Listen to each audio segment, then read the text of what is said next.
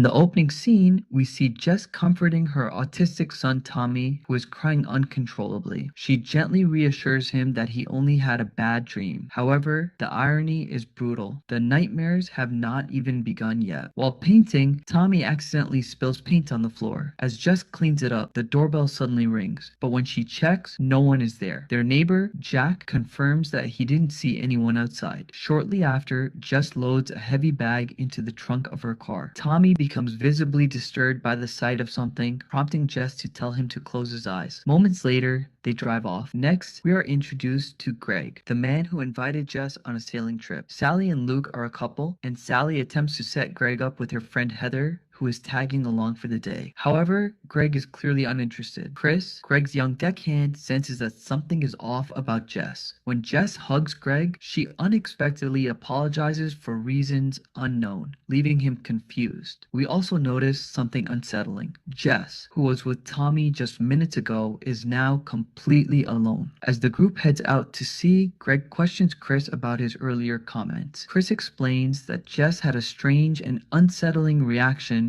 when he asked about Tommy earlier. She claimed that Tommy was at school, but it's Saturday. Greg brushes this off, unaware that this inconsistency is only the beginning of something far more disturbing. Without warning, the wind completely died in the middle of the ocean, something none of them had ever witnessed before. Greg immediately orders Chris to start the engine, but before he can, Luke spots a storm rapidly forming in the distance. Greg radios the Coast Guard for help, only to intercept a strange distress signal. The voice on the other end sounds eerily familiar, but there's no time to dwell on it. The storm is already upon them. Moments ago, the sea was calm. Now, it's chaos. Greg orders everyone to put on life jackets as violent waves toss the boat around. Chris struggles to steady the vessel, but the current is too strong, knocking him off his feet. Water floods in. Panic sets in. They cling to whatever they can as the waves grow higher, screaming for their lives. Then, the boat flips. Hilda is swept away by the current, and just as suddenly as it began, the storm vanishes. The skies clear and the remaining survivors cling to the overturned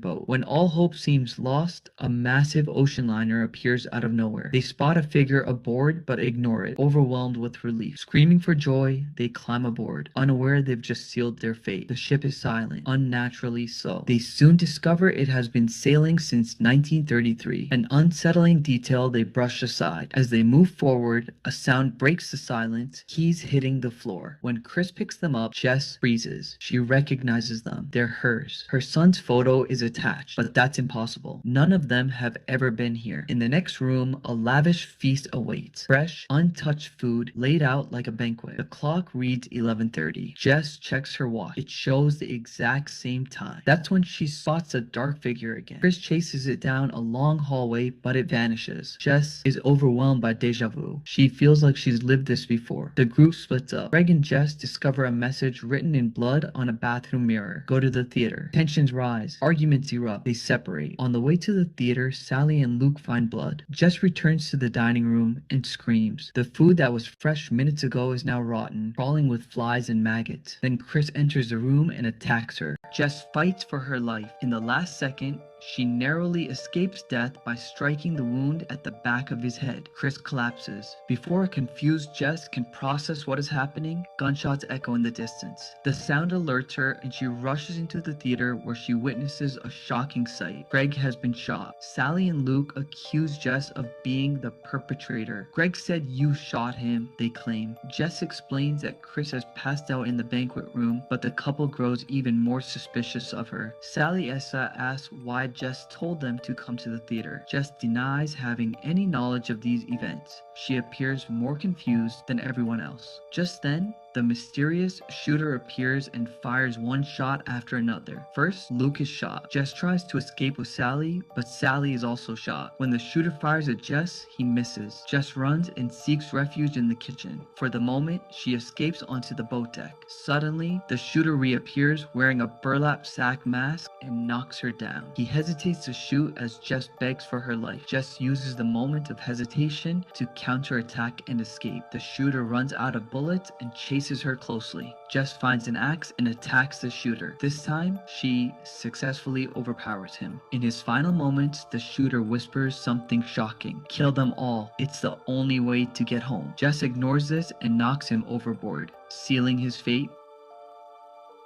Then, all of a sudden, she hears voices crying for help from the ocean. What she sees next is so shocking that it leaves her traumatized for the rest of her life. Soon you're gonna be dead, Victor. Easy on the grab. Hey, we're talking this shit. It means you're gonna die. I didn't do this. I didn't do this.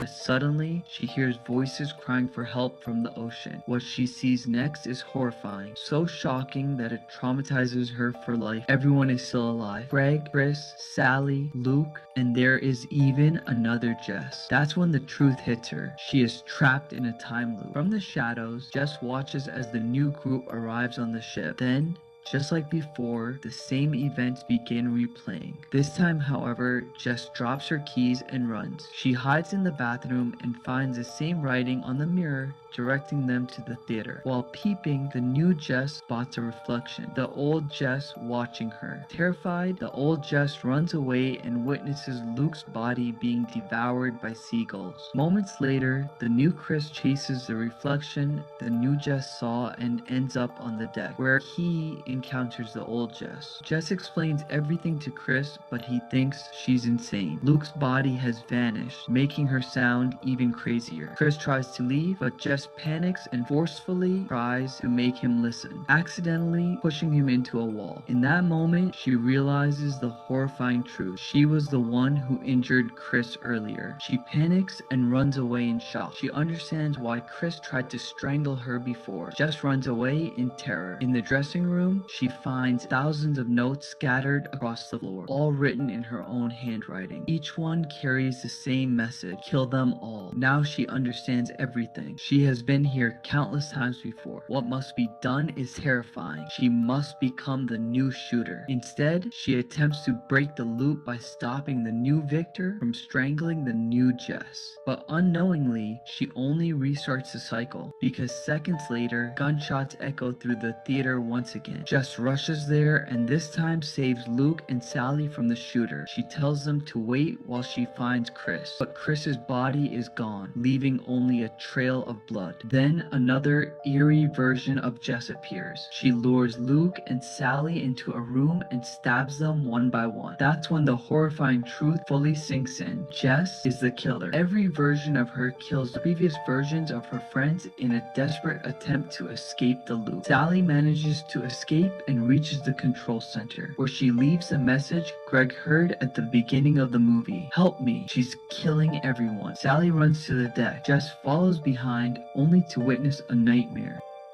Dozens of Sally's bodies piled on top of one another. Each time she tried to escape the loop, she died here. Jess looks overboard and sees herself killing another version of herself before throwing the body into the ocean. When she notices the latest group arriving, she finally understands. The loop resets only when everyone dies. She tries to stop them from boarding, but it's too late. They're already on the ship. She can't stop it, neither can she stop the ship from sailing. She watches the previous Jess kill the new Chris. Now, she knows exactly what must be done. She leaves the message for Greg and the new Jess. She disposes of the bodies and directs Luke and Sally toward the theater. Only one task remains to complete the loop. Jess must become the shooter. She grabs a shotgun and puts on the burlap sack mask. She believes that if she dies the same way the previous shooter did, the loop will finally end and she'll return home to her son. First, she finds Greg. Despite the mask, Greg recognizes Jess by her shoes. He begs for his life, but she brutally shoots him anyway. Shooter Jess then kills Luke and Sally before chasing down the new Jess. She hesitates. That hesitation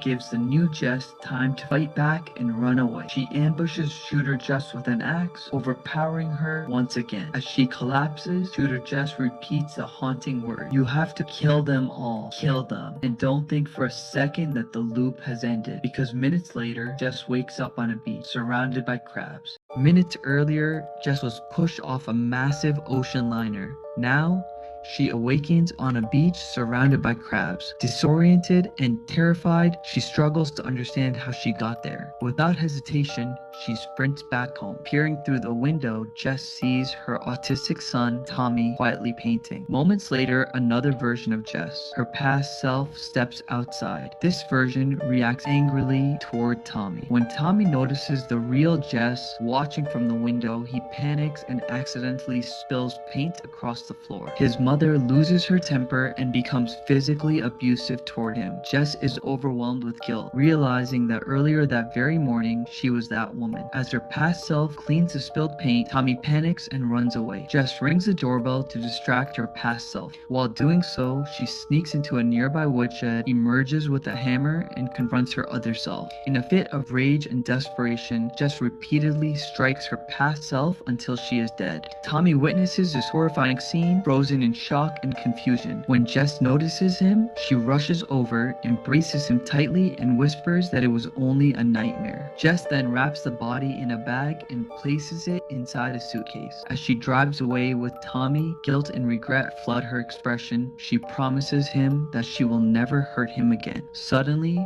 she hits a seagull. Jess pulls over and steps out to dispose of the dead bird, only to witness a disturbing revelation. The area is littered with dozens of identical seagull corpses.